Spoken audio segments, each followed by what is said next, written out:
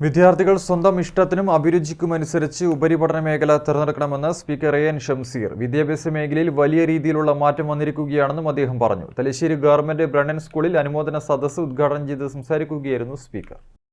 കേരളത്തിലെ വിദ്യാഭ്യാസ രീതി മാറുകയാണ്.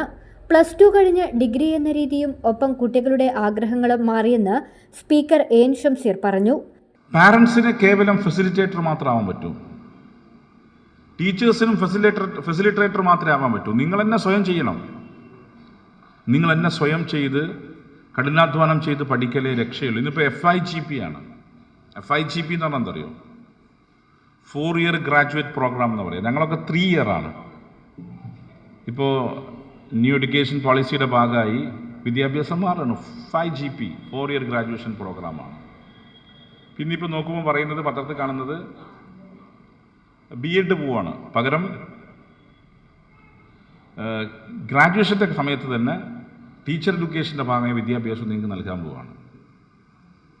അപ്പോൾ എഡ്യൂക്കേഷൻ്റെ രീതി മാറുന്നു, വേ ഓഫ് ടീച്ചിങ് മാറുന്നു, കുട്ടികളുടെ ഡ്രീം മാറുന്നു, കുട്ടികളുടെ ആസ്പിറേഷൻ കൂടുന്നു. നിങ്ങളൊക്കെ ഡിസയറും എസ്പിറേഷനുള്ള ആൾക്കാരാണ്. അംബീഷ്യസ് ആയിരിക്കണം, ആഗ്രഹങ്ങൾ ഉണ്ടാവണം. അപ്പോൾ അതുകൊണ്ട് മികച്ച നിലയിൽ പഠിച്ചു മുന്നേറാൻ നിങ്ങൾക്ക് സാധിക്കണം. പുത്തൻ കോഴ്സുകൾ തിരഞ്ഞെടുക്കുന്ന കാര്യത്തിൽ വിദ്യാർത്ഥികൾ ശ്രദ്ധ ചെലുത്തുന്നുണ്ടെന്നും അദ്ദേഹം കൂട്ടിച്ചേർത്തു. Thalassery government Brennen higher secondary സ്കൂളിൽ അനുമോദന സദസ്സ് ഉദ്ഘാടനം ചെയ്ത് സംസാരിക്കുകയായിരുന്നു സ്പീക്കർ. ചടങ്ങിൽ തലശ്ശേരി നഗരസഭാ വൈസ് ചെയർമാൻ MV ജയരാജൻ അധ്യക്ഷത വഹിച്ചു. സബ് കളക്ടർ കാർത്തിക് പാണിഗ്രഹി മുഖ്യാതിഥിയായി. School principal Saraswathi R, HM OP Shailaja, മുൻ PTA president advocate PM Sajitha, PP Rashmi തുടങ്ങിയവർ സംസാരിച്ചു.